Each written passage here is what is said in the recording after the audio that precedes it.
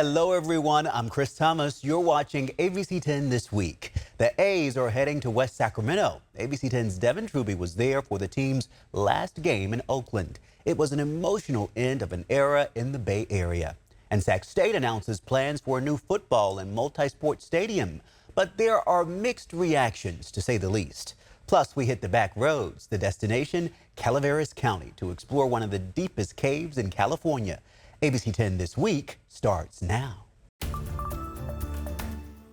Today we start with the end of an era. Yeah, take a look. Fans of the Oakland A said their final goodbyes, even taking some dirt from the field today. Keep in mind the team has called Oakland home for 57 seasons. The A's closing out their homestand against the Texas Rangers today. Their next home game will be in West Sacramento at Sutter Health Park, April 1st, 2025. As the team waits for their new stadium in Las Vegas. And so we have team coverage on this emotional day in Oakland. ABC10's Kevin John has a closer look at their final home game. But we start with ABC10's Devin Truby. She has reaction from fans. Bittersweet and historic moments. Only 2 fans rushed the field and some green smoke bombs along with toilet paper were thrown. Fans also broke off the cup holders off the Coliseum seats to take a little piece of history with them.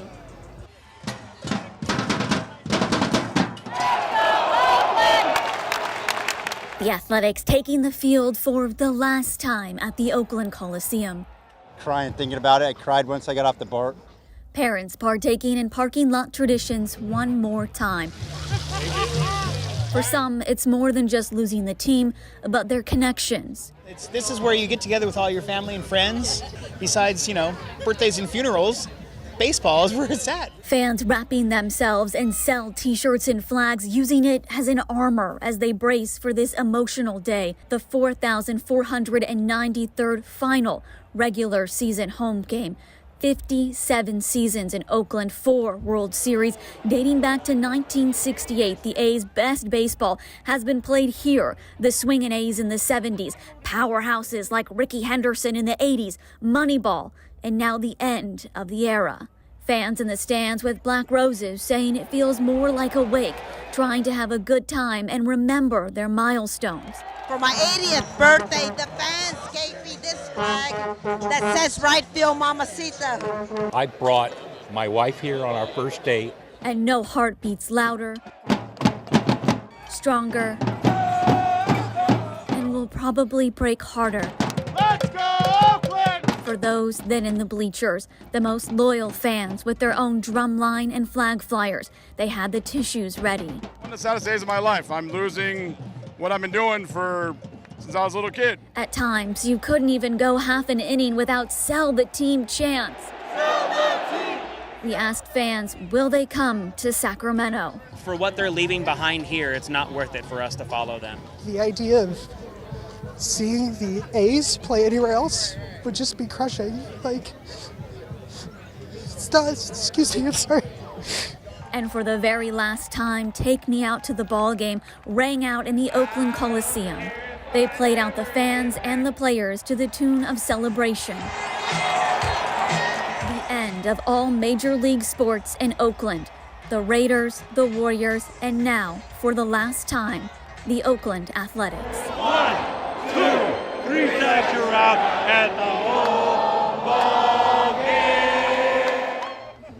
After the game, the A's manager came out and thanked everyone. So the very last thing heard in the Coliseum was "Let's go, Oakland." The next time the A's throw out a pitch at a home game, it'll be in West Sacramento at Sutter Health Park. Reporting in Oakland, Devin Truby, ABC10. Meanwhile, a big announcement from Sacramento State today. The university plans to build a new football stadium.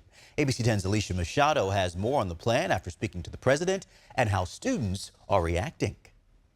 Sacramento State making way for a new 25,000-seat state-of-the-art football stadium. On Thursday, President Luke Wood and the athletics department announcing the plans. It's a new day for Sacramento State. The architecture firm Populous will design the facility, the same company that worked on Yankee Stadium and Oracle Park.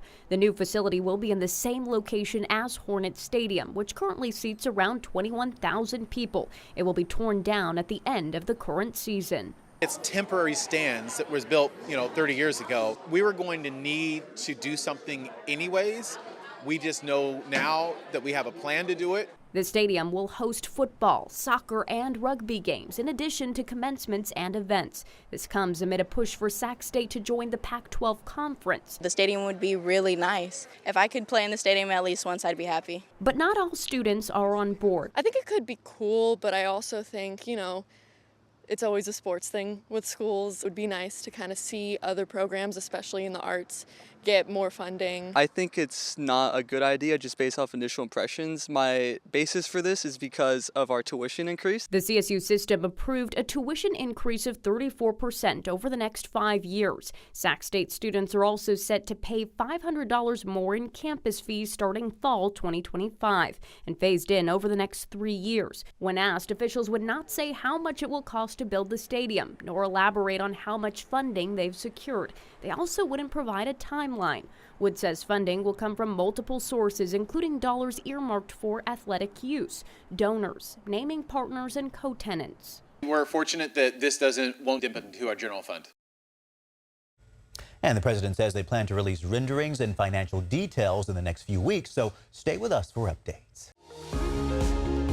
10 on Your Side is getting answers for a family that recently made a shocking discovery. Their daughter's grave had been moved.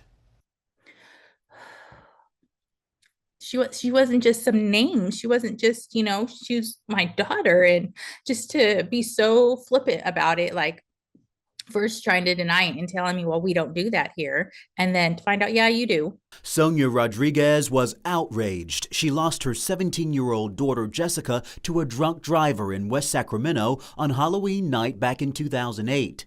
A recent visit to her daughter's grave left her in disbelief. And as soon as I got out, I could see immediately that she had been moved, like immediately. Take a look. The picture from 2008 shows Jessica's headstone at the center of the bench. But in 2024, the headstone was moved to one side of the bench, and there was even a new green marker.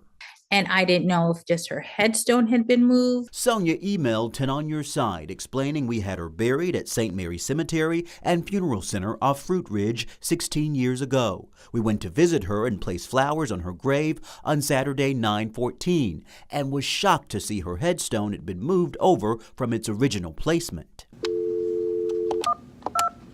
I called cemetery leaders and spoke directly to Chief Operating Officer Scott Miller in search of answers.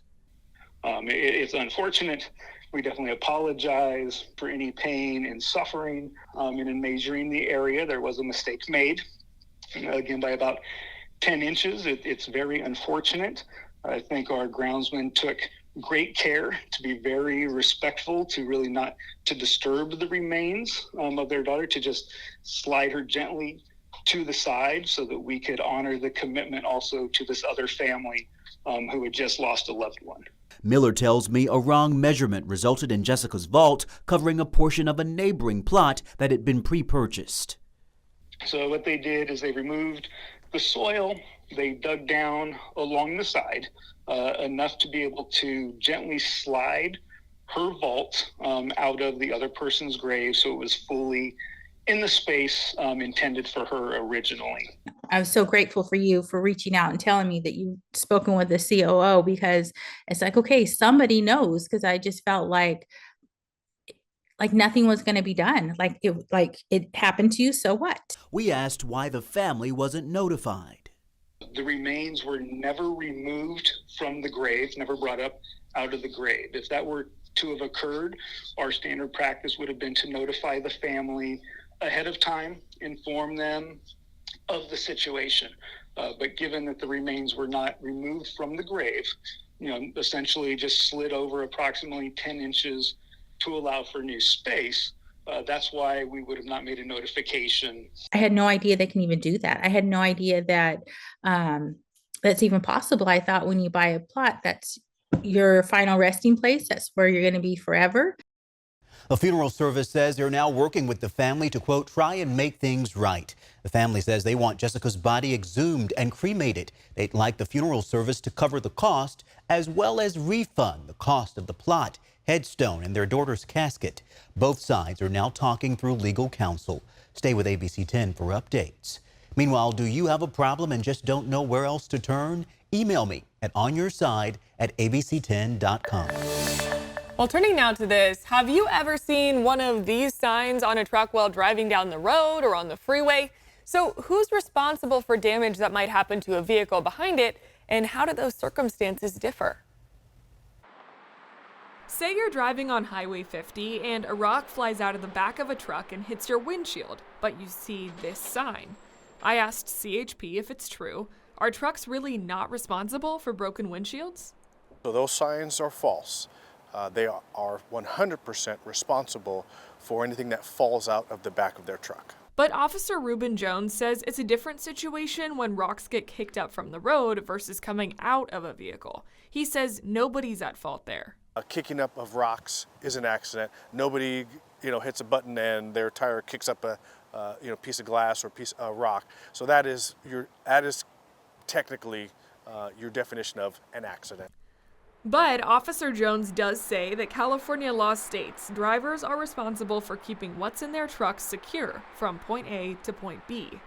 That poses a question though. What if the driver was following a truck too closely when the debris flew out and hit their car? Whether or not the vehicle was following too close is a completely separate violation that doesn't absolve the trucking company or the truck driver of anything that may fall out of his or her truck. If this happens to you, Officer Jones says safety is the priority when you're on the road, so try and get as much information about what happened safely.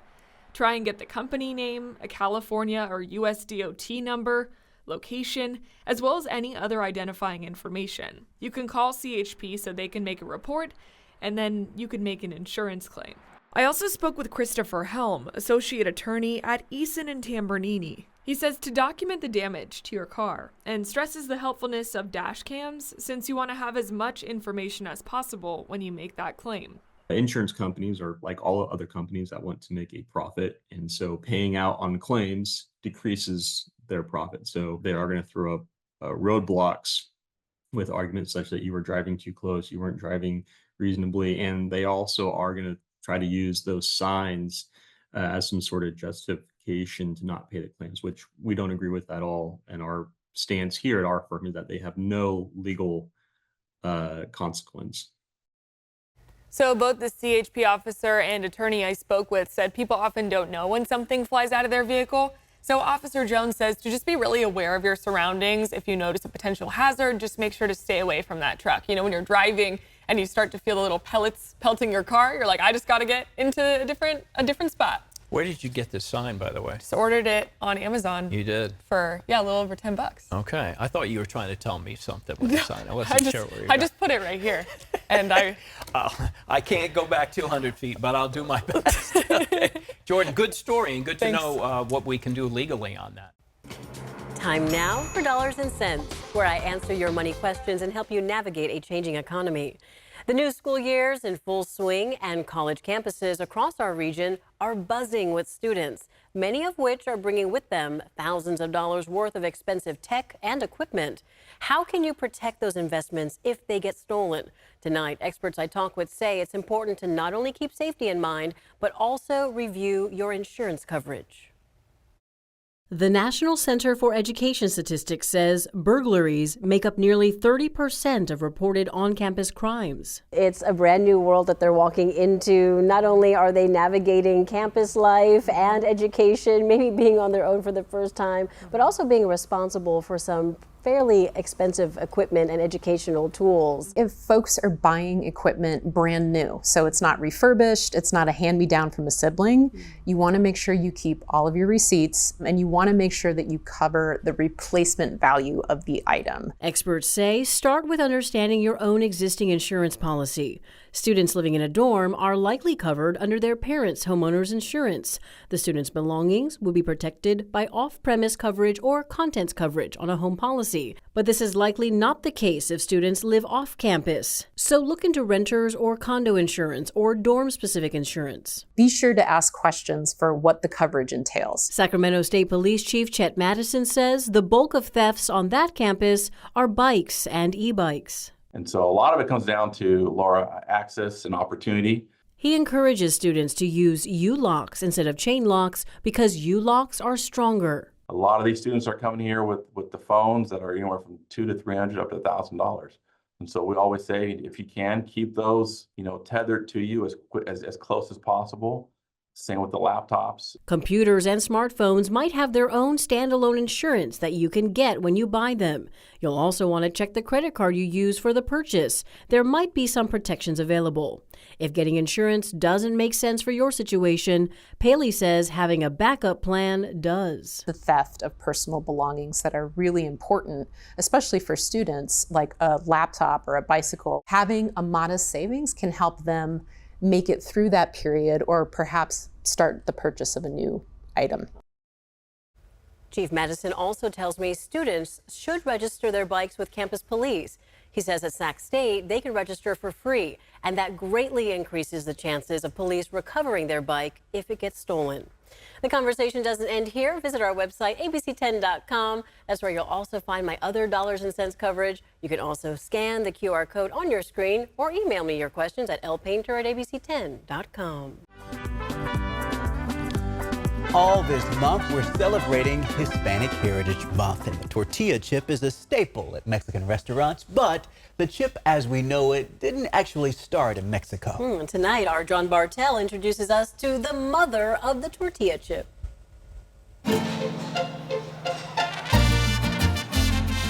It'd be pretty difficult to imagine eating at your favorite taqueria without first chomping down on a basket of toasty yellow tortilla chips. The wildly popular appetizer/snack is a must at any Mexican food establishment. But get this, the crispy corn triangles did not originate in Mexico. You don't have to go to culinary school for this. Instead, they were created by Mike Webb's aunt at her Los Angeles tortilla shop. Did she always call them chips? Who came up with the word Well, chips? she's the one that said, I'm the mother of the tortilla chip. The woman affectionately known as the mother of the tortilla chip is Rebecca Webb, a title that she wore proudly till the day she died in 2006. But to truly tell the origin of the tortilla chip, we have to start with Mike's father, a glass worker who was forced to become a sheet metal mechanic during World War II. He saw a machine making something, and he thought, I bet I could make a machine that'll do tortillas. Prior to the 1940s and 50s, making tortillas was a time-consuming, tedious task. Few tortilla-making machines were on the market, but Mike's father, Milton Webb, who was a bit of an inventor, wanted to change that. My mother said he worked day and night for 2 years building that machine. At first, Mike's dad just wanted to sell his invention, but his sister Rebecca talked him into getting into the restaurant business as well. When I look at these pictures, I can smell the place. It's wonderful. Mike got to witness his father's tortilla-making machine in action. He says it worked great, but every once in a while, it would spit out a defective tortilla, and it really bothered his Aunt Rebecca. And it was killing her to see that just going in the trash, wasted. So she went over, cut them up, put them in the fryer, salted them, put them in a little cellophane bag. People bought them, and then people started coming back and asking for them. She was the first one in Los Angeles to be in the tortilla chip business. Over the years, other tortilla shops started making chips, and before long, large snack companies started mass producing them. Rebecca didn't patent this idea or anything. No. It's a shame. Mike and his cousin Francis Kelly say today's chips are not as good as the original because Rebecca cooked them with lard, not oil. So they invited me over to their kitchen in Roseville to try her recipe. Oh my God, I feel like the lard is really what makes it there. Right. Mike says Rebecca left the chip-making business after a complicated divorce, but in 1994, the Los Angeles food industry honored Mike's father, Milt, and his Aunt Rebecca with this award. With the Golden Tortilla Award for their contribution to the Mexican food industry in Los Angeles. Rebecca and Milt both passed away at the age of 98, but their inventions left a lasting impression on the industry. Milt's tortilla-making machine helped give small taquerias all over America the independence and opportunity to mass-produce their own tortillas. And Rebecca's invention of the tortilla chip, well, it changed the way we all eat Mexican food. The family business may have left, but I guess the legacy is still here. Yeah. Reporting on the mother of the tortilla chip for Hispanic Heritage Month, I'm John Bartel. Well, that is quite the story, John Bartel. Thank you. I really can't imagine a Mexican restaurant without the tortilla chip. Having invented that, wow. And who knew there was a local connection too? I love that too. You learn something new every day.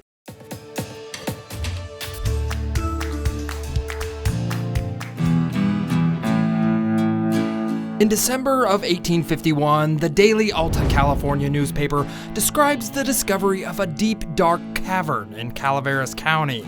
Miners who lowered themselves to the bottom claimed they found skeletons, while others who passed by the entrance heard strange noises.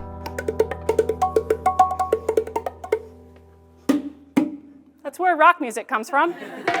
Well, that probably wasn't the noise the miners heard back then, but this is the cavern they discovered. The original entrance to the cavern, that hole that was discovered during the gold rush in the 1850s, the other end of it is right here on the other side of this ledge. This is Moaning Caverns, the largest single cave chamber in California. Just remember to hold on to the railing. And if you want to make it to the bottom, you're going to have to follow cave naturalist Serena Barth. Is there any cave creatures in here?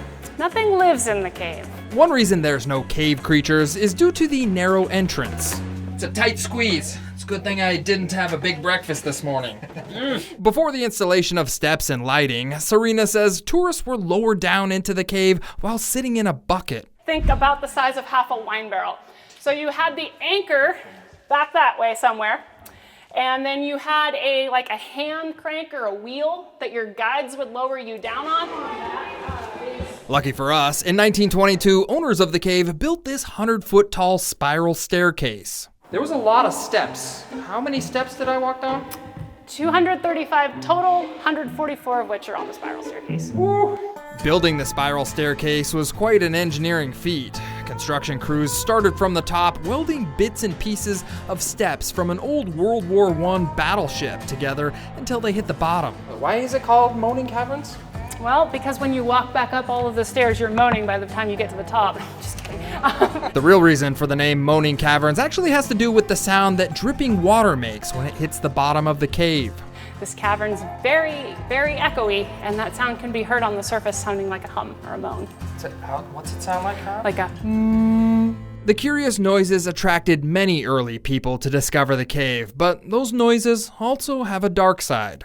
We do have some history of indigenous people thousands of years ago falling into the cavern, most likely because of the moaning noise. Along with the strange noises, you'll also get to experience a number of geological wonders. So stalactites are the ones that hang tight to the ceiling. Stalagmites might reach the ceiling someday. They grow upward from the ground. The cavern itself was formed by water erosion and shifting of the earth, but the unique formations on the cave walls are a result of calcite deposits in the water that stick to each other over a really long time. How old do we think this cave is? Approximately 10 million years old. That's old. That's pretty old.